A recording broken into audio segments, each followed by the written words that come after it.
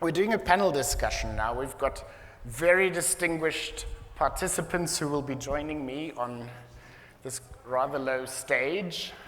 Let me introduce you to Prof. Ian Moll, whom you've already met, Prof. Jacomine Grobler. We're delighted to have you here, an AI, machine learning, data science guru. We've got Ajit Gopalakrishnan, MD of Odin Education and a member of Gendermark, and a e-learning and tech genius. And then we've got Janet, who also spoke to us yesterday and needs no further introduction. So the format is really just going to be banter. We're going to chat among ourselves, kind of try to unpack some of the ideas around AI. Our expectation is that there's going to be some disagreement, and that's okay and that's cool. I would be grateful if you have questions or want to contribute to the direction of the conversation, that you drop it into the chat on Hoover for this session, and I will try to moderate or have a look at that from time to time, so that you can also get involved in the flow of the conversation. But as a curiosity, I intend to talk very little, so I'm going to ask each of our panelists to maybe start with a bit of a provocative starting point and say about AI. Are you in the utopian or the dystopian camp? And yes, you have to be absolute. And I'm going to pass this mic around. Is it? No, this is. So I'm going to start here. That's not fair. All right, let me start with Janet then. There we go. Very good, Janet. Let me see if I can find the way where you get muted. Try it. Okay. Is that working? Can everyone hear me? Yes. Wow. Okay. Utopian or dystopian? And we can't say none. No. This is we're causing trouble to start. Of course, you're a troublemaker. I guess I'll say utopian because I'm Janet, and I guess I'll punt it there. Yeah. Super. Thank you. Sorry, I'm not going to be so friendly. There's a prior question, and then I'll come to the question of dystopia or utopia. And the prior question is what we would call hard artificial intelligence possible? Meaning, is it possible to build a machine that can think and feel exactly like a human being? And the answer quite simply is no. There are very good reasons for that we know about in cognitive neuropsychology.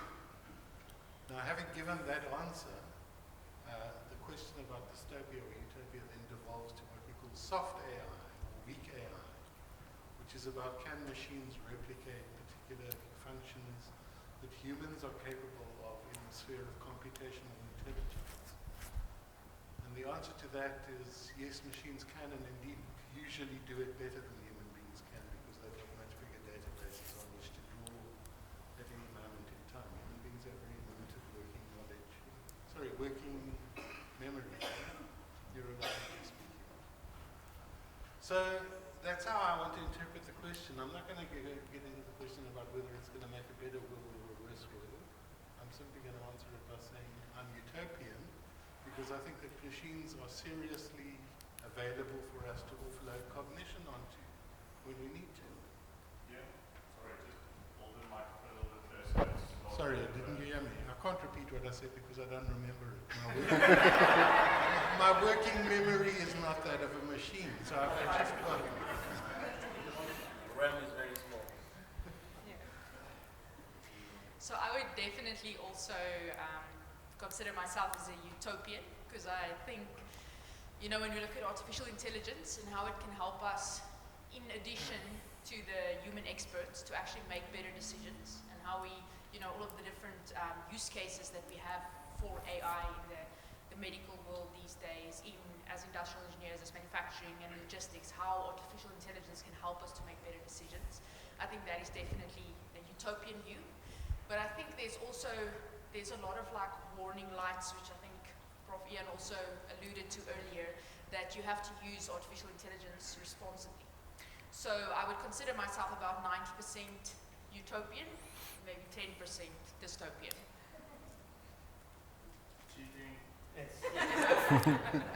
Okay.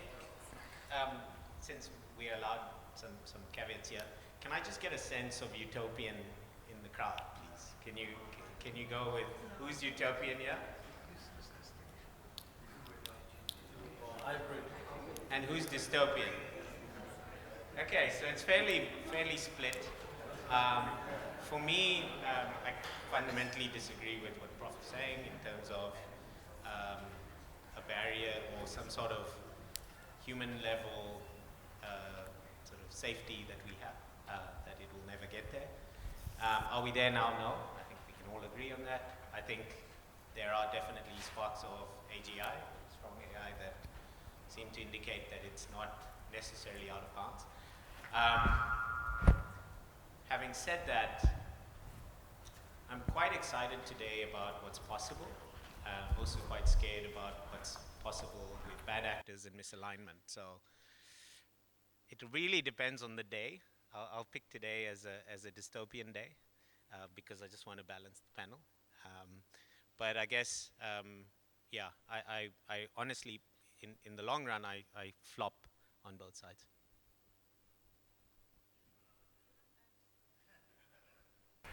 So I think that's thank you, panel, for that. I think that when we talk about AI, a lot of people bring up the idea of fear and that it's going to do stuff and it's uncertain. And that's why we asked this meaningless distinction question to kind of see the fact that, you know, the audience was rather divided on this.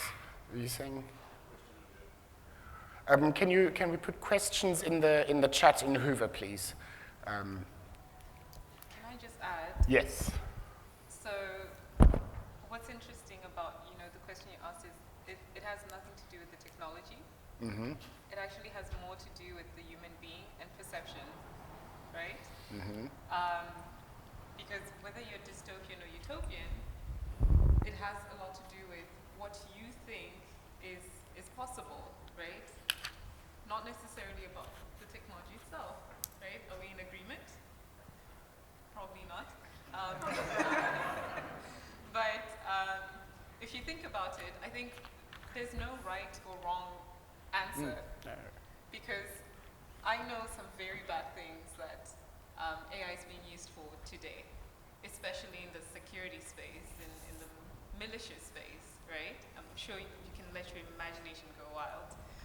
And then we also know some really great things that it's going to do. It's going to make life much better for humanity, you know? So it has more to do with the person than the tech. But because, and that's why I say, you know, utopian, because I'm Janet, and I'm generally very optimistic. Mm-hmm. Yeah. Lovely. Jacomine, I'd love you to jump in there. Yeah, so just to relate to what you said, Dieter, about the whole fear of AI, and you know, we heard Elon Musk said a couple months ago that AI research should be stopped, and then basically, like 2 weeks later, they were carrying on with AI research.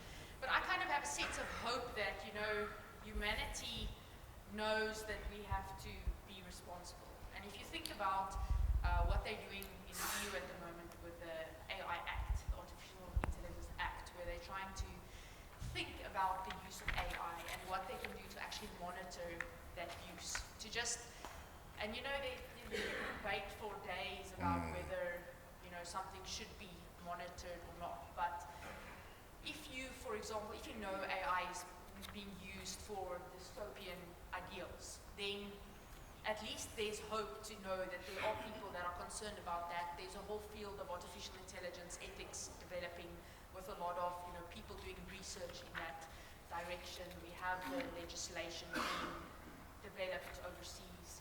So in that sense, I feel very utopian, and at least that we as humankind are aware that there are dangers and that we can, that we need to monitor the use. And also, obviously, if we think about the whole movement towards explainable artificial intelligence, we're linked to governance. So where people want to know why are there AI AI models actually giving them the results that they are? Or what are the features, the variables that's actually driving the decision that's being made? So those are all like very positive movements for me.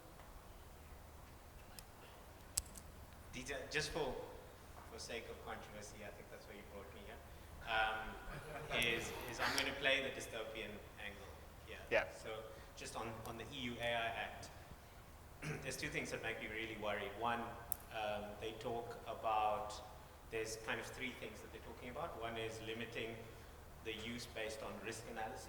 So being able to understand what potential risk the model will have, and then therefore limit its use. One of the biggest problems with the models is they're showing this capability of emergence, where they develop abilities that we don't know how or why they're developing those abilities. So understanding risk in terms of that is a really complicated process. And there's quite a lot of research in that space happening at the moment. But I think the ratio of research on safety to aggressive and acceleration of the technology is 99 to 1, just in terms of funding. Yeah. So all the advances that we've currently made in the last few years are driven by industry and funded by industry, who have shareholders and returns. Yeah. So it's a completely irresponsible acceleration of technology that we don't know how it's going to tend. And then the other thing that the EU AI Act really tries to do is to prevent it from use in specific scenarios, which is really, again, very difficult to do, because one of the things we've adopted since social media is dispersing before we know consequence. So we really disperse these technologies at scale before we understand the impact. And once you've trained a model, it's not that big. Once you've trained it, it fits in a terabyte, which is really scary because that's very dispersible. And then the last thing is our institutions are incredibly ill-equipped to handle the technology that is currently coming. So just the EU AI Act, before it comes into play, will be 2026. Just think about that. 2026, and in my opinion, it's already inadequate to really address the risks that we're facing today. Thank you, Ajit. I think what you, is it Janice? Yeah. What Janet said is, it's what human beings do with it rather than the technology itself that is important. And I think you've just reiterated that in the claim you've made. So I think that's entirely correct. I still want to drive the point that we're talking now about soft AI. And let me tell you why hard AI is impossible. I heard you saying that there are things that machines seem to be able to produce that we don't understand. There are also wrong answers that they give constantly and we don't understand why, like that Jeopardy example. I don't know if you've come across it. Yep. The machine kept on responding Toronto. But anyway, but here's the point. When we talk about artificial intelligence, we're talking about machines that can think. That's the principle. Okay? Human beings are not machines that can think. We are feeling beings that can think. And feelings, emotions, are what this is all about. And machines in principle don't and cannot have feelings and emotions. And here's why. Okay. We have at the center of our brain something called the cerebellum, the inner brain. And that inner brain is responsible for our emotional responses to the world. We are located in the world as human beings. In our the limbic system, exactly. Our immediate engagement and response to the world is through what we can call emotions. Eh? Sometimes called the 5 Fs. Fight, flee, fawn. Fawn is a synonym for submit. Fawn. So flight, flee, fawn, fight, or mate. And those are our 5 basic emotional engagements with the world. We're driven, all of us are driven at every moment in time by that, by those combination of those things. But because we have a cognitive infrastructure that is built on top of that thinking, that emotional system, we're able to regulate those emotions. Now that limbic system, that inner brain, is sometimes called the crocodile brain. And it's simply because that's all crocodiles have. You know, they are those things. That's what they do. When they're angry, they kill and eat when they, whatever. When they need to mate, they mate, etc. But we regulate ourselves. Every one of you in this room is driven by those things. Think about what you think you're driven to do now. But you are regulating it cognitively. Okay? And this is where cognitive intelligence comes in, or if you like, computational thinking, in its most sophisticated form. In other words, the digitization of the cerebellum, which is the outer layers of the brain, is what we're talking about when we're talking about human equivalent artificial intelligence. And the point is, it's not possible because it doesn't have a limbic system. Machines can't have limbic systems. And you've got to show us why they do have limbic systems before you can make the argument that machine intelligence that will replicate human intelligence is even in principle possible. Can I answer that? So I think you're making a very good point, and I think maybe a mistake that people make is that AGI is going to be like human intelligence. It's like in the fact that it can operate in an environment that is relatively unstructured with unstructured code. Now, where I disagree with you, Prof, is whilst that might be driving our decision-making system, that's not necessarily what's required for a machine to be intelligent. It's just an understanding that we will be differently intelligent than the machines will be intelligent. That's the one. Secondly, one of the things that we did most aggressively since 2010 was upload our emotions onto the internet, which is called social media. In fact, it is the second wave of data training that we gave. The first, we gave all of our knowledge to the internet, and then the second thing we did is we started to upload our emotions on the internet. In fact, unfortunately, some of our worst emotions onto the internet. In fact, Moll, I don't know if you know him, but he talks about being nice to Google Maps, for example, so that it at least has, as a training data set, some of the more nice sides of human beings. But this is part of the training set that is showing what the machines are showing now. And I think there's a big misunderstanding on what is the latest development. We've moved from symbolic AI, which is logic-based, if-then, to intuition, which is why a lot of the time we can't explain why a machine is doing what it's doing. Yeah? And they have shown incredible intuition, which is bordering on reasoning. And guys, I also don't want to, I want to caveat what I'm saying, and as I say, I am playing the dystopian angle here because it's important to balance the conversation, otherwise it'll be one dimension. But even the top scientists, and I try to listen to the top scientists here, are fairly split in terms of where this is heading. And when I say split, I mean as diametric as perhaps myself and the Prof. Because, for example, Jan LeCun and Geoffrey Hinton both won the Turing Award, right, in 2018. And both of them are on diametrically opposite sides of whether we are getting to AGI or not. So even the top scientists cannot agree whether this is actually happening or not.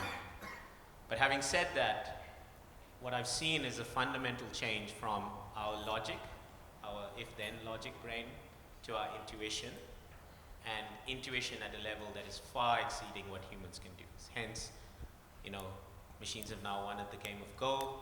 Machines can play a strategic game like StarCraft much better than we can. And machines are able to solve the protein folding problem without understanding the logic of how a string of amino acids make a specific fold. And that's the key. They don't understand the logic. And if they don't understand the logic, how are we going to? Great. I want Janet to jump in here because I think you've got some, I could see you need to talk now. I think maybe you can talk to the ideas of intuition, and then also move into the domain of creativity. There's a question from the floor that says, is there creativity in AI? And let's not ruminate too far on where are the boundaries of creativity, but maybe give a bit of an insight into what creative work is being done using AI.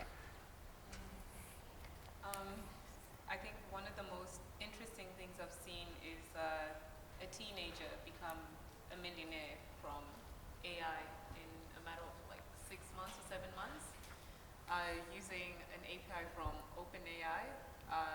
A young guy in California started generating books and sold them on eBay, and now he's a millionaire. I think that's the creative domain, right? He's not a writer. There are people who've gone to school to learn how to write. They've been writing for years, but they're not millionaires. So when I look at things like that, and also think of artists that are starting to use generative AI to produce art, paintings, whatnot, and are selling them, and also making a lot of money, it kind of makes you think, back to what I was talking about yesterday, what's valuable and what's not. And in the space that I'm in, which is the research space, I think there's a lot of risk associated with depending on AI for creativity, mainly because AI doesn't have empathy. So there are no boundaries when it comes to certain types of products or certain types of pieces of art or work that it can create or generate. And I think that can also displace humanity. And then tapping into the conversation about cognitive thinking and the complexities around emotion and empathy, and I agree with you. I do not think that machines have the ability to actually develop some kind of, what was it again that you mentioned? Limbic system. The limbic system, Yeah. but it can mimic the limbic system. The same way that you also mentioned that they're able to solve these complex challenges, with zero logic or understanding of what is the actual problem that the machine is solving. It's mimicking intelligence. So in as much as I actually believe the worst is yet to come, because human beings are very bad, I think we all know that, but I make a decision to believe in a utopian future, right? There's a lot of tech that's being built in silos, a lot of tech that's being built underground. So in reality, I'd also like to think that we actually have no idea how far AI can go in terms of what's possible and what's not. What we know to be possible, we actually have no idea. Because some of the ventures we know, like OpenAI, we only found out about them, or they only came out to the limelight once they had reached commercialization, once there was some degree of regulation, once there was some understanding of how they're going to navigate ethics, for example. But for years, they were being heavily funded, working in stealth mode, and working underground.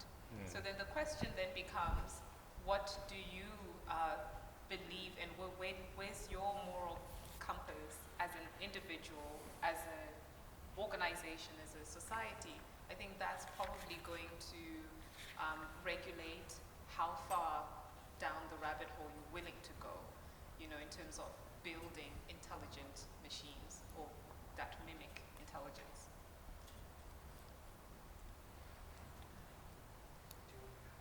Yes, so I actually just want to tell you an interesting story. I unfortunately don't have a peer-reviewed reference for you for the story, but talking about AI being able to mimic the limbic system and be able to act like it's showing motion, because obviously it's like learning from the input data set that it has.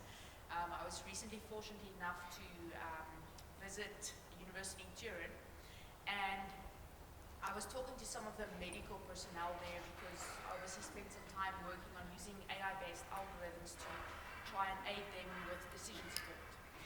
And the story they told me was that there was like a chatbot type of system in the medical domain that had to chat to patients and so on and support them.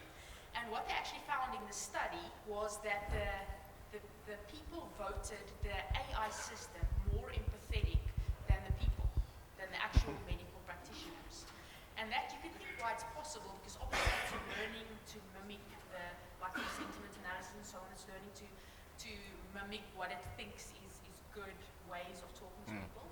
But the doctor that was there was like, oh no, how can this machine be more empathetic? Because normally we think that, you know, that's the disadvantage of AI and machines and so on, is that we are the people who are empathetic and nerves. So there's actually a further example like that. I don't know if you guys know, Sydney was the first name of Microsoft's chatbot.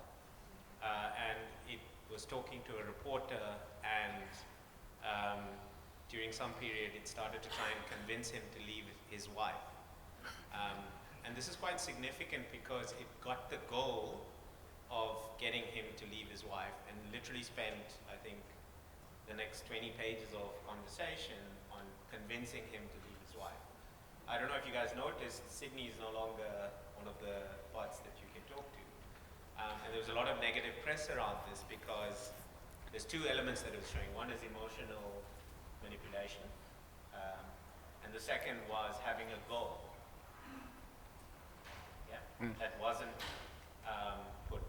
Guys, I want to classify the risk. There's the risk of existential. So when machines can think better than humans, super intelligence, and that's generally called singularity because we don't know what's going to happen when you've got we're the second smartest species on Earth. So most people classify that as the one area.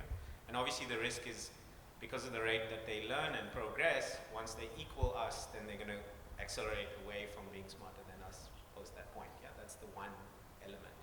And then today's risk is twofold. One is the bad actors risk, which I think, Janet, you described. But then the second risk is this idea of misalignment. Yeah, so when we released social media at scale, we told the algorithms to keep people on the phones. Yeah, because that was the commercial goal. Attention, keep your attention. What it realized and what developed over time was if I make you extreme, I can keep you on the phone.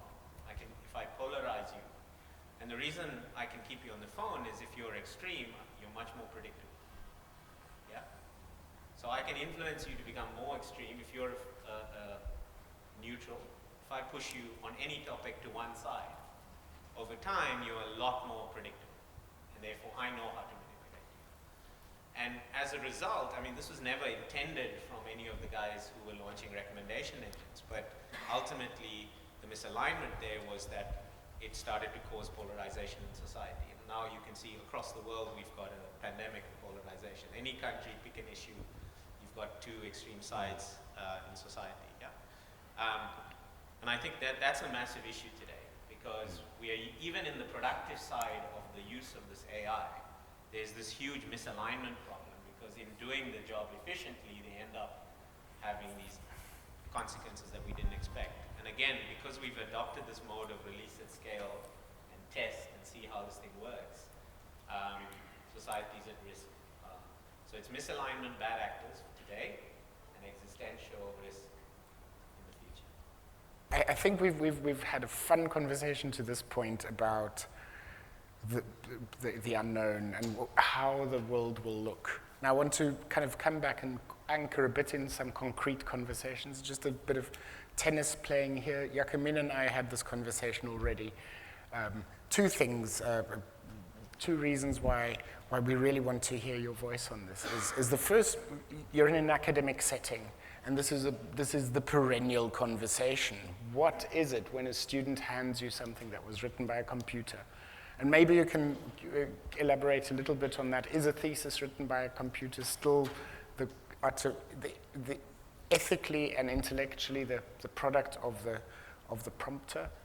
That's the one side. But then also we want to talk about your field of speciality, which is in AI and data science. And what are you teaching people? How are we equipping our generation of students to be the leaders, to be on the forefront, to join Janet's company, and actually generate this new wave of AI competence in the country? So if maybe you want to mix and match those conversations, and Ian, please jump in as well, especially on the is it plagiarism question, and then let's take that academic discussion a bit forward. Look, I want to just park two concepts because I'm not finished with those. The idea of machines mimicking human intelligence or human feelings. I'm just just by the way, I draw a distinction between feelings and emotions, which we can talk about. And related to that, the idea of intuition. Okay, but let's pop that for a moment. Sorry, I'm not used to being a pop star. Okay, let's talk. Look, plagiarism is this is long-standing. It's really got nothing to do with current debates about ChatGPT and plagiarism. But plagiarism as a strategy that students use in coming to grips with the rules of university practices and procedures, for example, is a long-standing issue. And there are two ways of approaching it. One is authoritarian and punishing, okay? And the other is to say it's developmental. So for students can learn to what is called patch writing, borrowing bits and pieces from here and there, patching them together in an argument of some sort, is technically plagiarism, but it's plagiarism that is developmental, because what students do understand, if you work with that quite carefully at a personal level with them, they understand that they're learning to write academically by doing that patch writing. Now, I think that ChatGPT has that issue associated with it at the moment. Okay.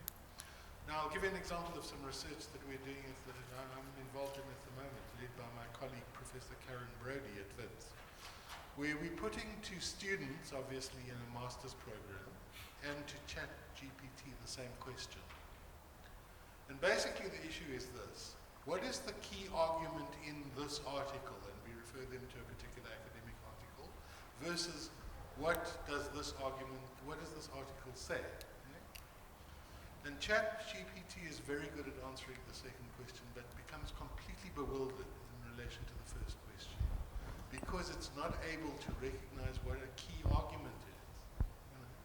Because a key argument is a judgment that a writer makes in relation to the construction of a piece of writing. Now, if you are familiar with writing, you'll know that a piece of writing, so to speak, constructs itself.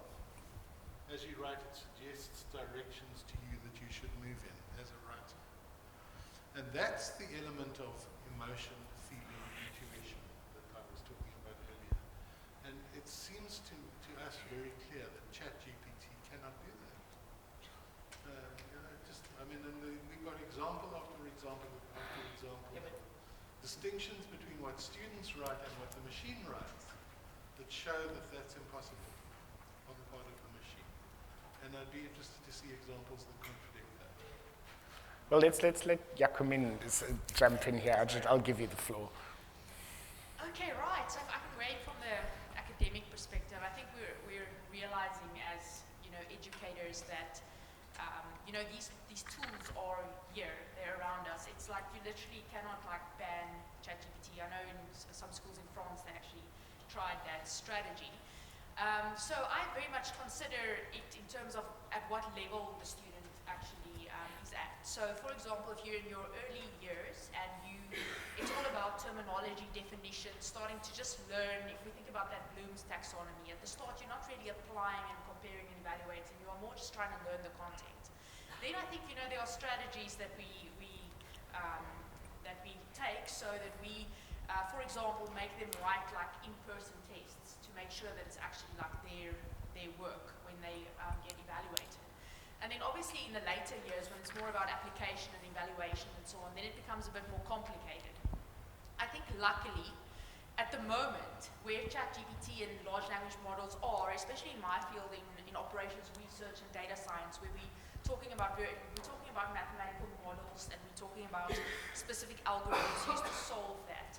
If you think about how a large language model is constructed, like ChatGPT, then my students at the start of the year, they were very excited about ChatGPT and all of the possibilities for having their theses written by ChatGPT. But as the year kind of progressed, they just became more and more disillusioned because ChatGPT was just not able to formulate the language and explain how an algorithm works and so on. So in that sense, at the moment, it is not in my field such a big concern that students are going to write their theses using ChatGPT because it's just not possible at the moment.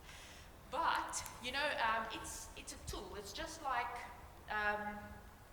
for example, something like Grammarly, which checks your grammar and your spelling and so on.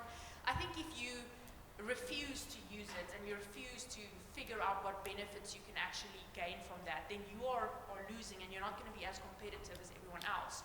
So I think our challenge as educators is also to figure out how we can teach students to actually use these large language models in a productive fashion. I, for example, just to give you two separate examples, we had a tutorial group in our third year that used ChatGPT to do their tutorial.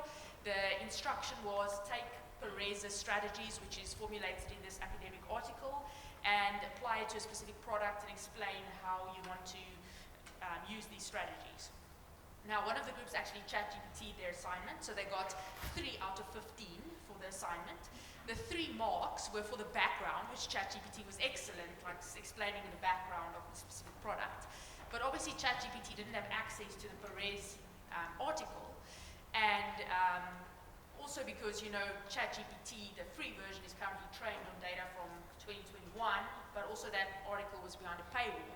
And the student didn't actually have the insight to realize that what ChatGPT is now telling them is actually false and is not useful at all.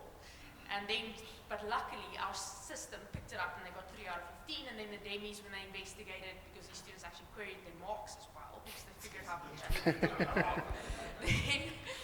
But so that is like one example. But then on the other hand, I have this final year Scripsy student, and she was actually using ChatGPT to help her figure out how a piece of code works. Because we often have students working on the same project, and then we give them one student who's completed their degree's piece of code and say, please take this code as basis and modify it to use another algorithm or whatever. And that is actually such a useful way of using ChatGPT, because that is something that you can verify. You can verify the output that ChatGPT is giving you. It's telling you this code is doing this, and then you can actually go check that and see if it's right. Because I think that's one of the dangers, is that people think they can just use ChatGPT, take the information, and that is what is the information now. And yeah. Cool. Ajit? Yeah. So I have 2 comments. Prof. GPT 3.5 is chat. Yeah. GPT 3.5 is ChatGPT. It was just all they did was release at scale to develop. And I think one of the fundamental differences between GPT-4 and GPT 3.5 is the precision and the capabilities have changed significantly. And there's a misconception out there that it's just scaling the model that they've done, but they do a lot of things like have one sort of internal dialogue, right? So do I agree with this answer? Does it refer to X? And so on. And that's fundamentally improving the responses of these models. Even in our company, our AI guy one of the guys used to create code by just engaging with GPT-4, then realized that if he builds an agent teams, so define roles within a project team and create those different agents and then let them talk, the code gets much better to code that he can use. So what I'm just pointing out is, let's not judge AI's capability based on the only publicly released beta testing model. Because if you're in understanding the technology, it doesn't look like it's plateauing at any stage soon. And I'm talking about in terms of capabilities and cognitive capabilities.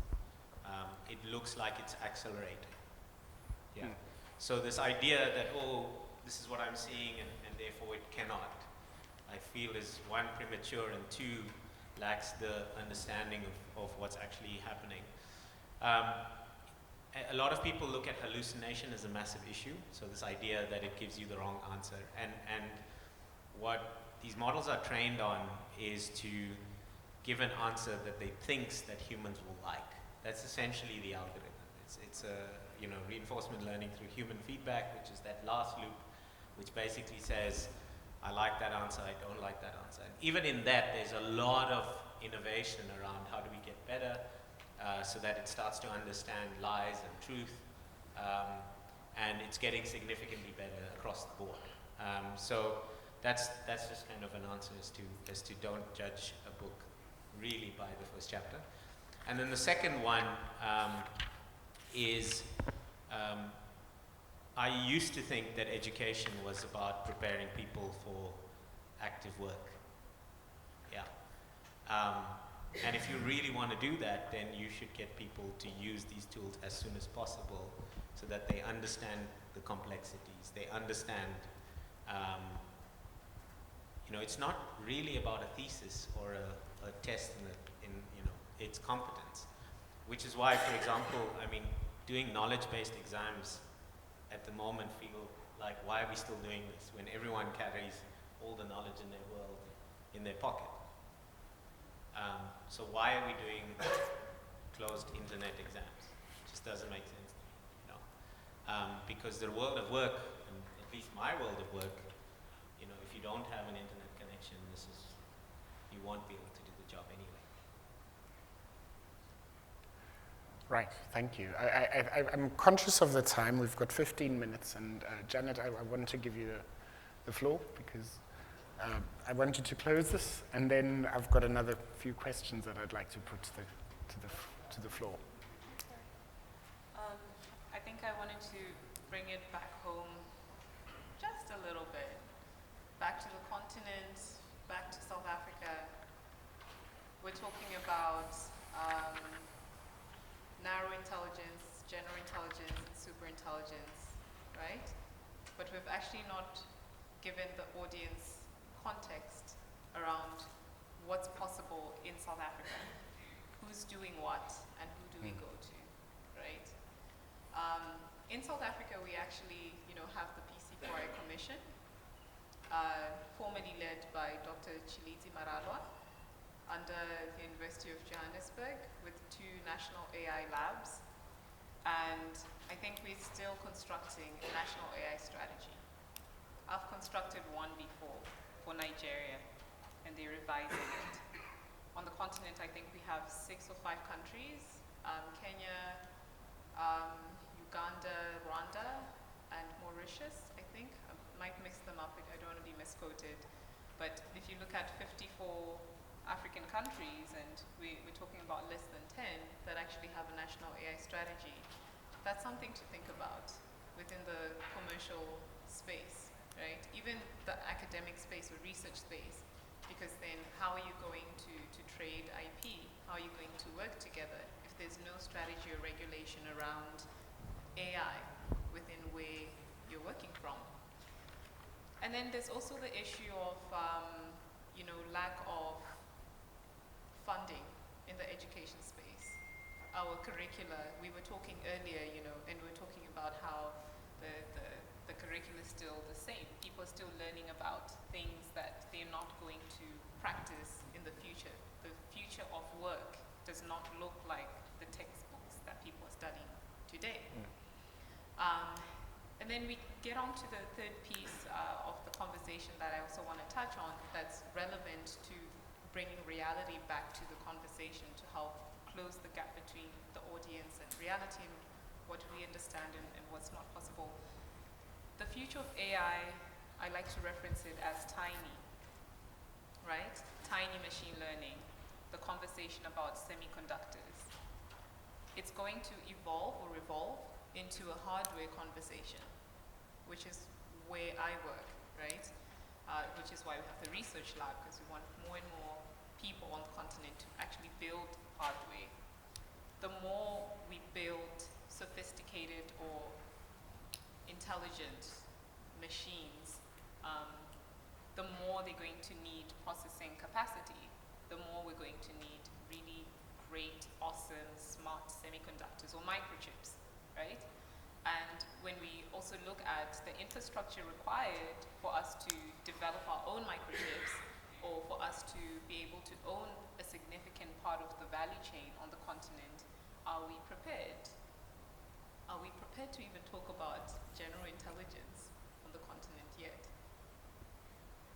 Someone asked the question yesterday, are we consumers or producers of the technology? I think I'll let you answer that question for yourself. Well, Janet, maybe let me get in there, because this is where I get excited, is now to ask the questions of the future, is what do we do to build the capacity, to grow the industry, to become more power users of artificial intelligence tools, to become producers rather than consumers? What do we do? What's the road forward? I think education is the first step. Okay. Because if we're not educated, we don't have capacity, we don't have the capability to do anything, not even to dream. You know, you can't dream about things you don't know, or things you don't think are possible. And I think I've been on many panels and whatnot, and I've typically answered this question as, oh, government needs to give us money, put in the Ministry of Education and revolutionize everything. But now I think the responsibility lies within the private sector, or even within individuals. You know, we need to educate ourselves, we need to empower ourselves, and we need to start being ambitious enough to want to build things, right? Imagine if each and every one of us had some sort of hardware innovation that can build an entire industry, right? An entire sector will grow out of that, and that will bring prosperity to the continent, and that will help give more and more people access to education and skills development. So I think generally my one-stop shop answer would be education. The responsibility given to the private sector. Okay, so we've got the private sector education expert here, and two from tertiary education, and I think readiness. What? All right, my one-stop answer is also education. But when I heard you talking earlier, you reminded me of the biggest single disaster in the history of South African education, which I would like to characterize as going for just-in-time education rather than just-in-case education. Now, what you carry in your pocket is not knowledge, it's information. And it only becomes knowledge when it is constructed in relation to its depth. In other words, what its history is as a set of knowledge concepts, and how those concepts are formulated over time in articulated debates in knowledge spheres, like academic subjects at school or academic disciplines at a university. And the point about education that is crucial, I think, is that it has to be just-in-case knowledge that you use. That's why you send people to these institutions. You're not interested in teaching them just-in-time knowledge. In other words, as you put it, knowledge or information that you use for immediate tasks that you face in the workplace or an occupational context. And now that's important, I agree. And there are spaces within which certain forms of education, like adult education, do respond in that particular way. But the purpose of schooling and the purpose of universities is not to teach people that kind of thing, or if you like to train thinking machines to do that kind of thing. It's about teaching people just-in-case knowledge. And I mentioned the single biggest mistake that we made in South Africa. It was called Curriculum 2005 when the new government came to power in 1994, I think it was. And I was working for government at that time. I worked for them for 5 years trying to sort this thing out. And the problem there was that it was believed that by teaching information related directly to practical activities and tasks in the workplace and in the community context, that people would go into immediately, that they would be becoming educated for the society that we live in. And the bottom line is there we lost yet another generation of South African school kids and scholars. We'd already lost a generation because of apartheid, and we lost another generation because of Curriculum 2005. And I think that issue really needs to be taken seriously in relation to the use of computing and computers in the education sphere. So to answer the question about what I think we should do about how we use AI and teach AI, I think as educators, you have a very big responsibility that you have to make sure that what you are teaching the students is obviously up to date, that it can actually be useful. So it's obviously you need to have a close relationship with industry to figure out what industry actually needs. So that kind of, from the education side. And I kind of tend to disagree a little bit with the whole, it's not sensible anymore to have like a closed book test, because, and obviously, you know, for a fourth year student that doesn't make sense to have a closed book test, but I think some of these like first year students literally don't have the terminology. And I mean, what is the credibility of that student if they have to like go grab their phone to like try and remember what an S3 bucket is in AWS again, because they just never learned that. So, but you know, obviously we have to think intelligently about how we actually educate the engineers of the future. So that's on the education side, which I think is important.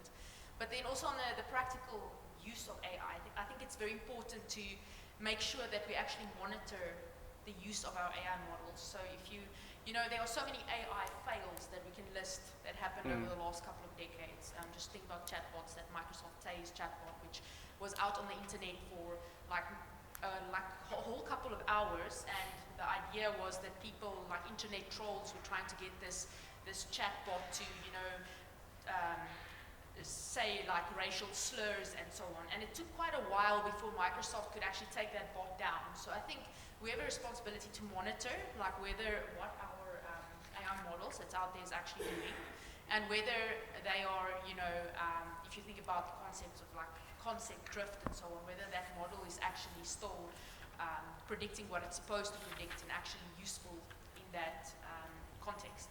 And then also obviously the explainable AI side, so that we can explain why our models do what they do.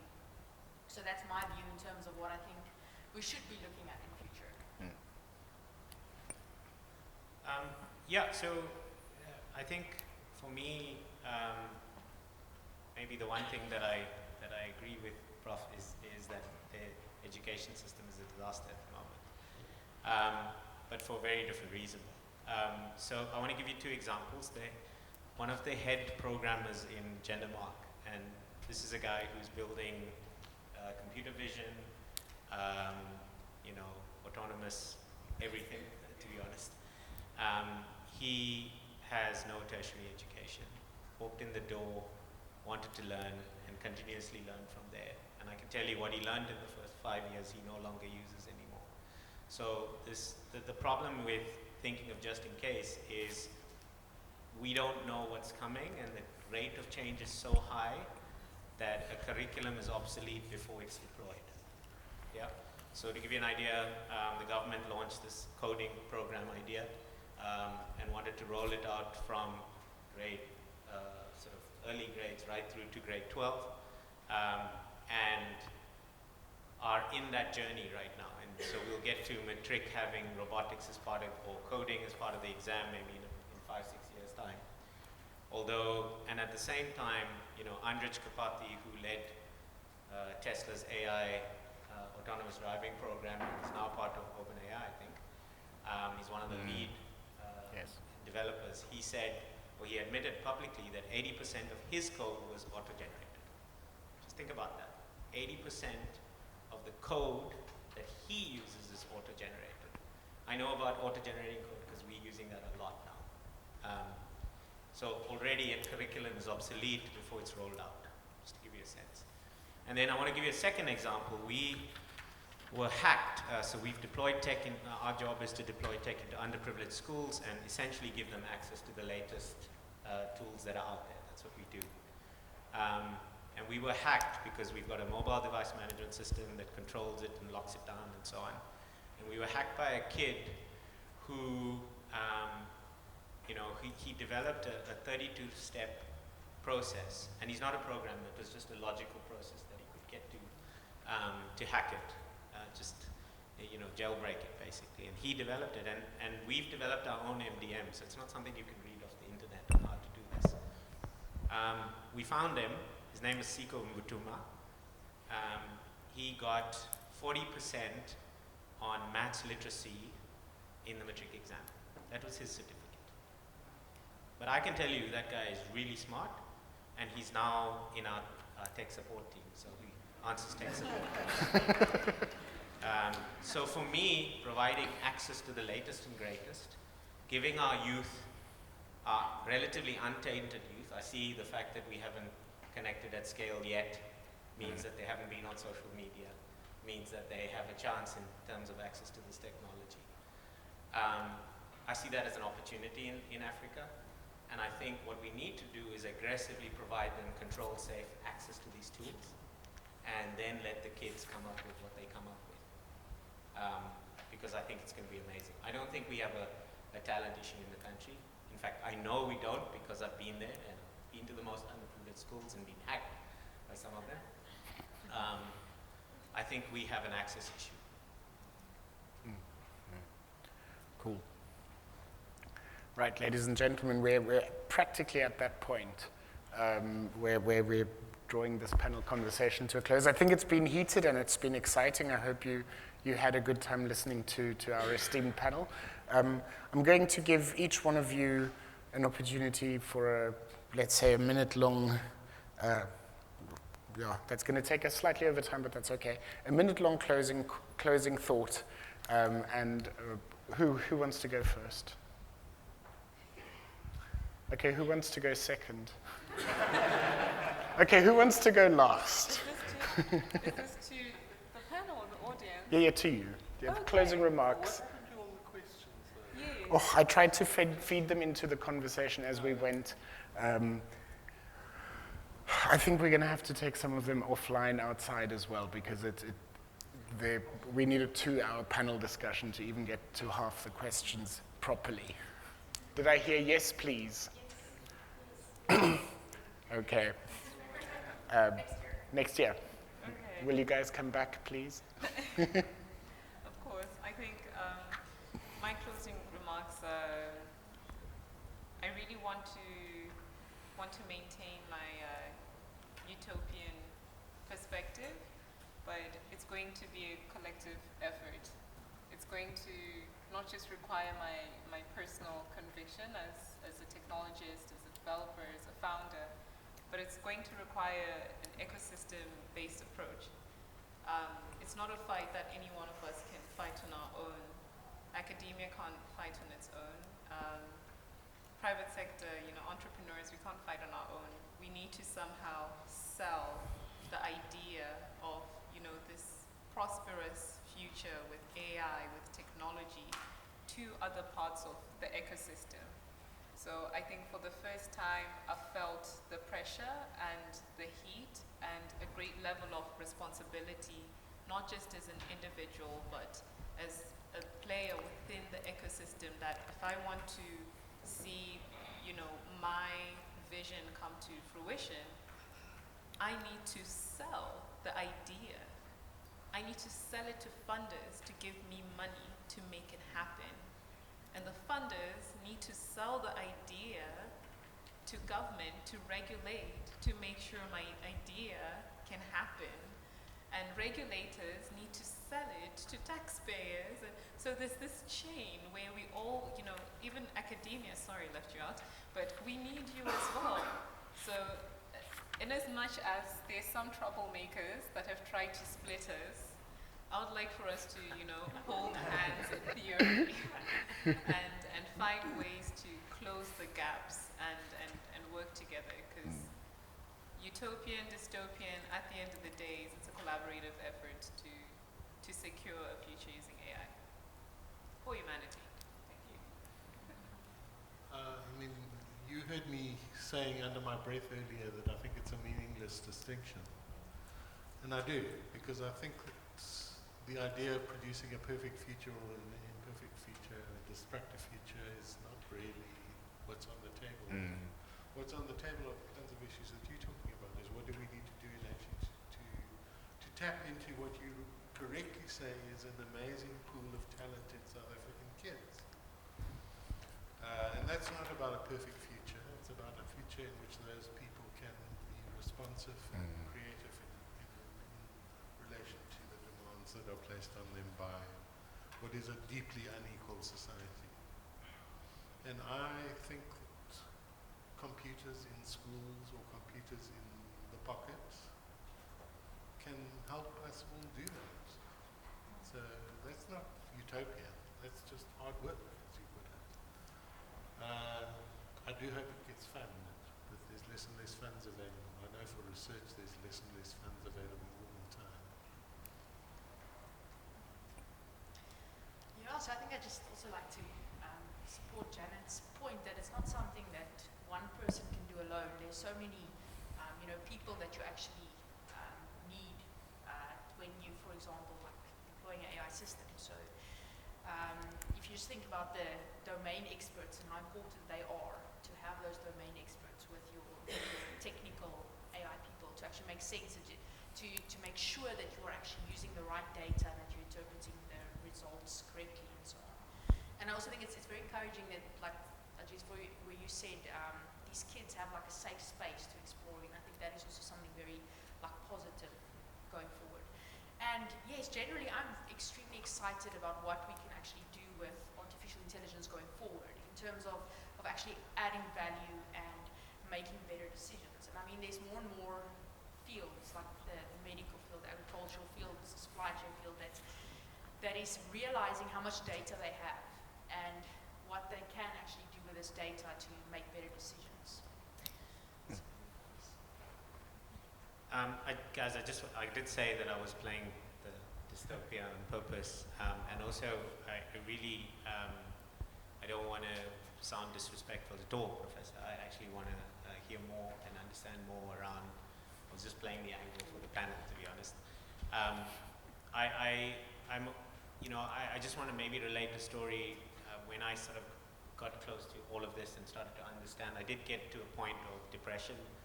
And I'm from Botswana, and thinking of building a bunker in the Kalahari, and exciting times. But then I did get to the point where actually, honestly, we don't know what's going to happen, and it's probably the most innovative, creative time in human history. I can say that with fairly good understanding of history and confidence, and I think there's a lot of people who agree. The kind of access you have today sitting behind your desk to the latest conversations and the latest thinking on amazing things is really mind-blowing. So whilst I played the dystopian angle, I think we're at that point where we really don't know. And you've got to adopt this idea of an explorer, of being very excited about what's going to come, see where it is, and in whatever shape you can, try and steer it towards something that's beneficial for humankind, which is ultimately what I'm trying to do in my day job. And I agree with you, Janet. This is a great opportunity not only to unlock the talent in South Africa, but to work together, and to work together like we haven't done before. Perfect. Well, ladies and gentlemen, let's thank our distinguished guests, Ajit, Jacomine, Ian, and Janet.